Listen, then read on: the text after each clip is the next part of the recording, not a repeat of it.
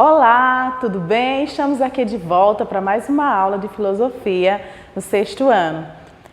Não canso de me dizer, né? Estou muita saudade de vocês, mas em breve estaremos juntos, né? Então vamos lá? Hoje nós iremos ver Ser Social, aula 2 gravada, né? E no final dessa aula, na nossa próxima aula pelo Meet, nós tiraremos todas as dúvidas das atividades. Então, ser social é isso que eu sou? É um dos questionamentos extremamente importantes para nós como seres sociais e viventes para estarmos dentro da sociedade. Eu sou social? Então, quando você nasceu, precisou de alguém para cuidar de você enquanto era bebê, né? Sua família agiu, né, para que você tivesse a melhor educação e para que você pudesse viver em sociedade. Então você teve o conhecimento assistemático dos primeiros anos de vida, onde você teve todas as informações para viver em sociedade. Então você não teria sobrevivido se não fosse o cuidado da sua família, né? Você aprendeu todos os fundamentais itens importantes para a vida, né? Inclusive valores. Então, eles te ensinaram as primeiras palavras, como andar, né, como lidar com as situações do cotidiano. Então, família é algo extremamente importante, crucial para a sobrevivência do ser humano. Então, você cresceu sabendo mesmo que o indivíduo é único e ele não está sozinho no mundo. Mesmo você sendo único, você não está sozinho. Você sempre tem todas as pessoas à sua volta para contribuir no seu desenvolvimento. Talvez por isso você goste de fazer amigos, de praticar esportes, de viver em família, rodeado de parentes, amigos e pessoas. Então é muito importante a sua família, é a base crucial para você ter continuidade na sociedade.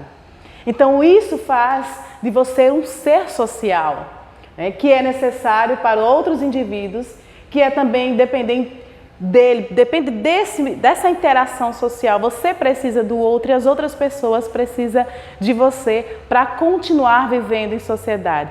Aí vocês me dizem, eita professora, no momento em que eu estou em casa com esse isolamento social, como é que eu fico? Então nesse momento você está lidando com o ser social com a família. É um momento de interação extremamente importante com a família.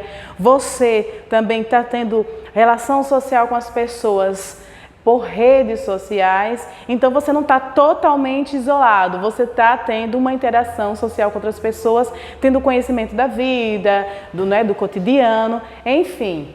Então, por outro lado, a sociedade atualmente está marcada pelo individualismo.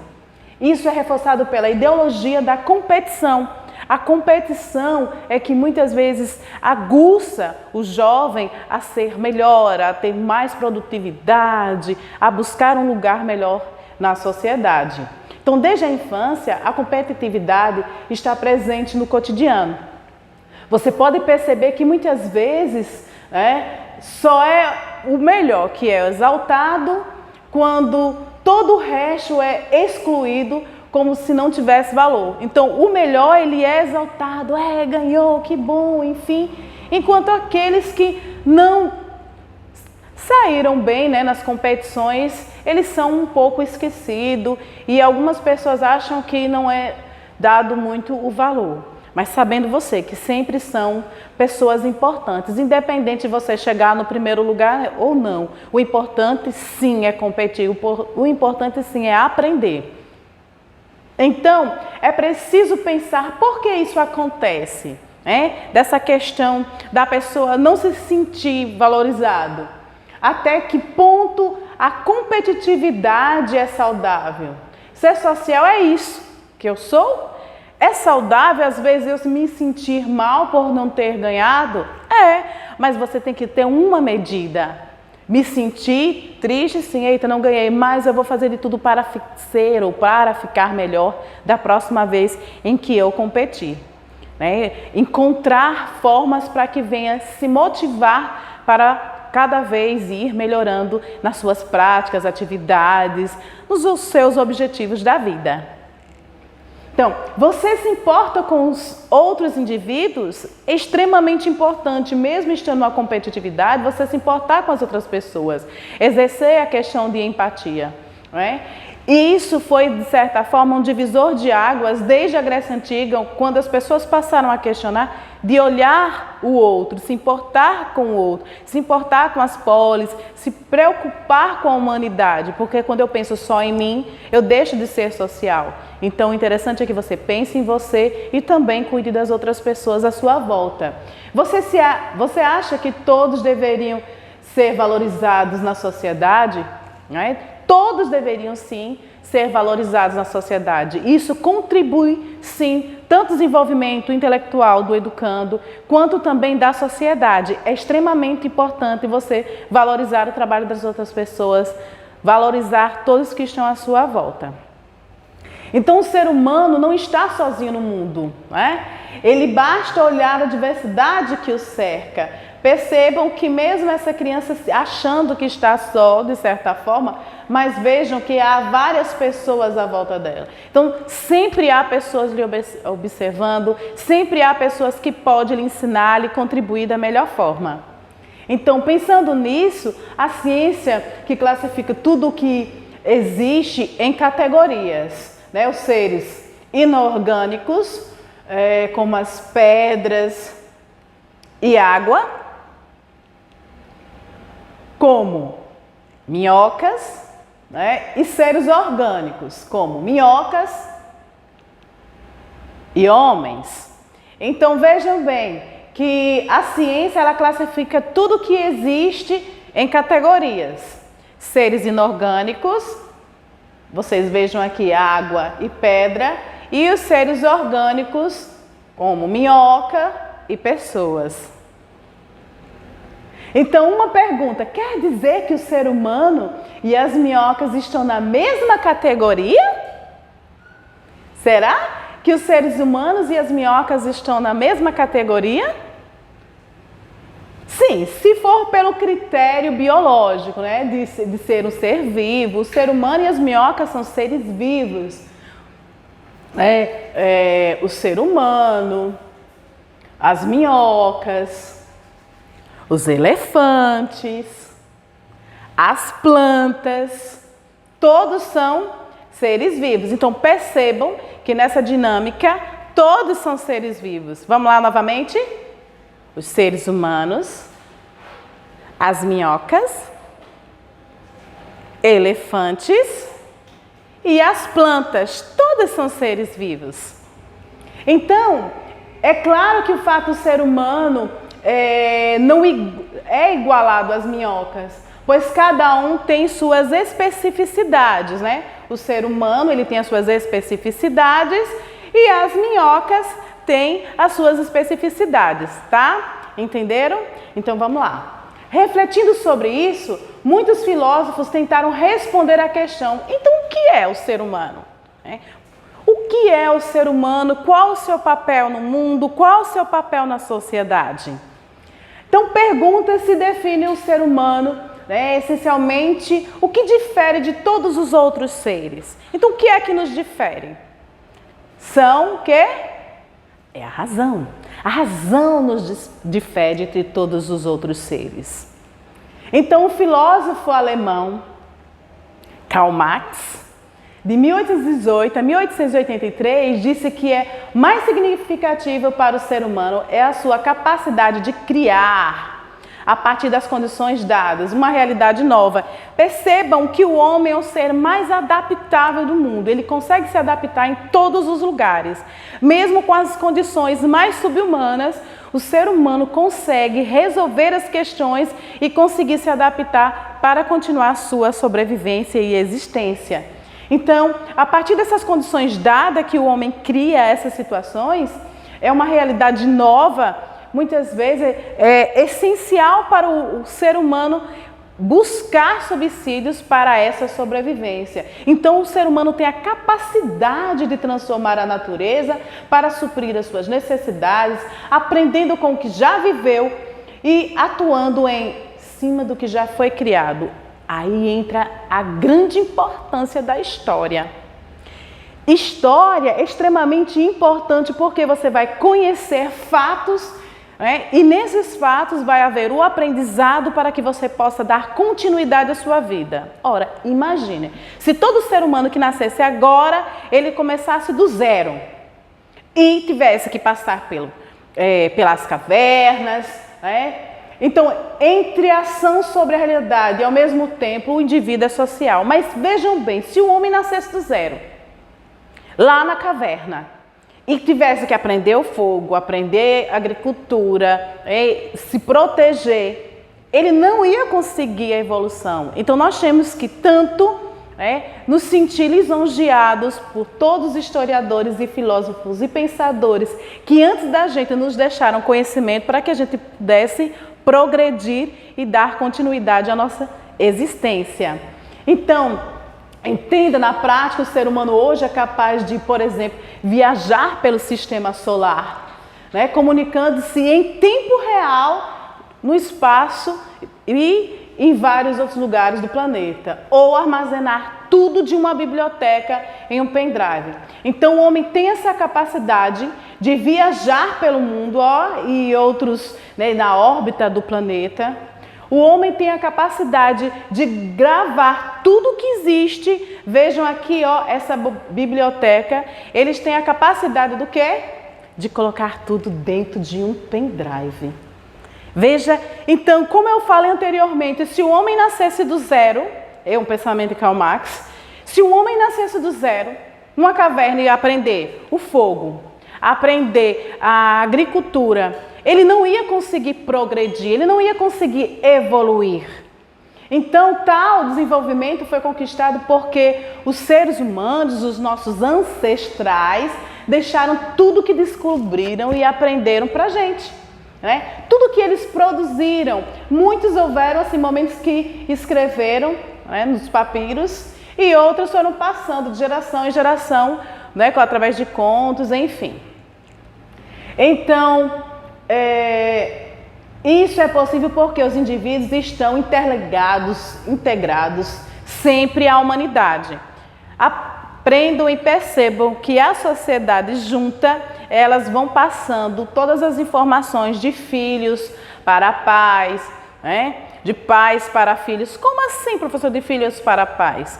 Os filhos atualmente estão tendo uma grande evolução, né? Tem a evolução tecnológica, que aprendem e acabam passando para os pais as informações que eles vão adquirir do momento. Então perceba que há uma interação o tempo inteiro. Família, pais, filhos, pais e escola. Então todos nós estamos interligados, fazendo uma grande sociedade e passando as informações e crescendo ainda mais a oportunidade tanto de manter, né, o desenvolvimento social, quanto de manter o conhecimento da humanidade e ainda mais expandir. Então, cada ser humano nasce, não precisa começar do ponto zero, como eu falei anteriormente. Ele começa do ponto em que a humanidade se encontra. Então, cada vez que vai nascendo crianças novas, vocês percebam que eu falei que os filhos ensinavam os pais. Da questão tecnológica, muitas crianças têm uma evolução muito bacana. A questão da geração Z, né, que já vem praticamente pronta para a humanidade e aí contribuindo ainda mais para a evolução do ser humano. Então, já imaginou se cada pessoa nascesse, né? Aqui, imagine aqui, minha gente, você estando na caverna, aprendendo como fazer o fogo, a caçar, a agricultura, seria extremamente complicado. Então, dessa forma, seria gasto muito tempo a forma humana de ser resultado, tudo que foi legado ao momento histórico atual. Então, seria muito complicado para o homem ele iniciar do zero e continuar uma evolução. A partir dessa condição que começa a ação, né, no mundo.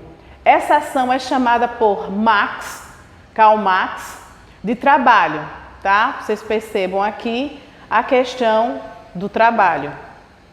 Então, trabalho, nesse caso, não se pode resumir em só questão salarial, mas também a maneira que os homens estabelecem para conduzir a sociedade capitalista, segundo Karl Marx. Então, Mas esse assunto será tratado depois, né? Falando de Karl Marx e a questão do trabalho, vocês vão ver em história e a gente pode tratar desse assunto depois, que agora nós estamos falando de sociedade. Então, o que interessa é saber que o ser humano, diferente de todos os outros seres, precisa transformar a natureza, né, junto com as pessoas, as quais estabelecem relações sociais. Vejam aqui que eu coloquei uns amigos brincando, né? Então, eles estão tendo umas relações sociais de amizade e é extremamente importante que sempre haja isso. Então, assim, o ser humano cria, né, o mundo dos homens e das mulheres e ao fazer isso aprende muitas coisas e modifica constantemente, tornando-se cada vez mais um ser social. Percebam que essas pessoas que estão aqui, elas estão trabalhando, elas estão produzindo, elas estão tendo interação social aqui, ó, e aumentando ainda mais essa interação e ainda mais a evolução na sociedade. Então, Marx, com o seu livro Capital, ele pensa que acerca do trabalho, essa atividade própria do ser humano, diferencia de todos os outros seres. O trabalho foi uma criação do homem, então é isso que nos diferencia de todos os outros seres.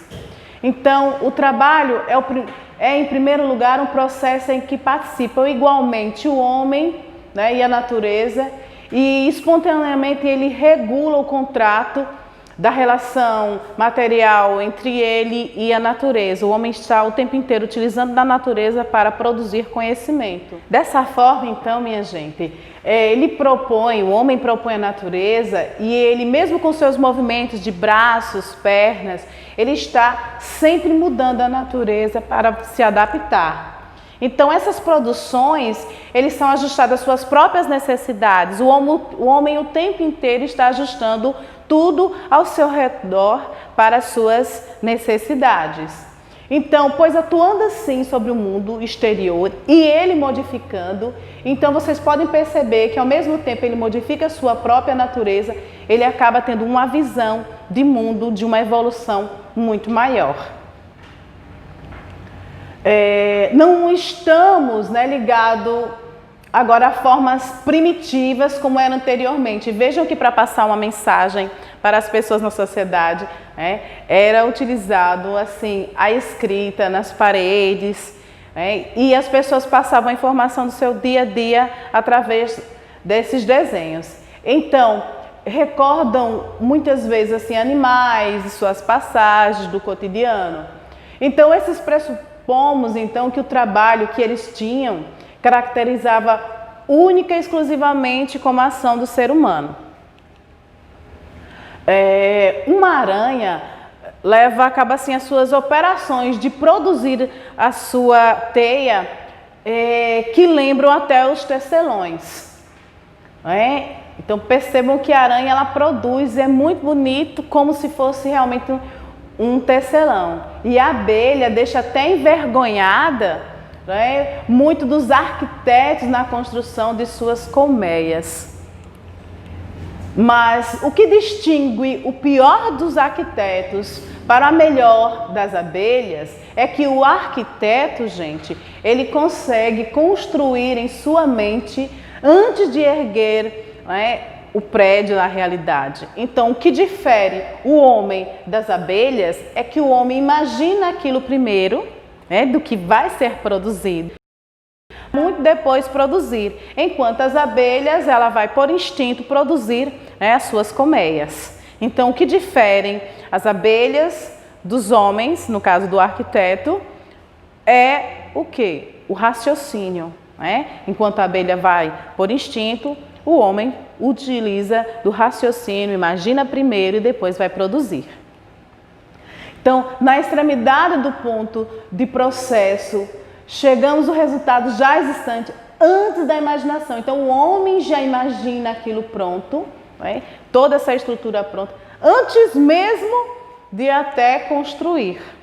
Então, minha gente, como vocês puderam perceber, o que diferencia o homem das abelhas é que as abelhas ela vai fazer o quê? Tudo por instinto. Enquanto o homem, ele tem o processo de primeiro imaginar para depois produzir. Então, o trabalho da imaginação é sempre feito anteriormente da produção. E isso diferencia o homem, né, dos animais. Então vocês puderam perceber que o homem, nesse capítulo, é extremamente importante ter relação com outras pessoas para estar em sociedade, para produzir, principalmente conhecimento.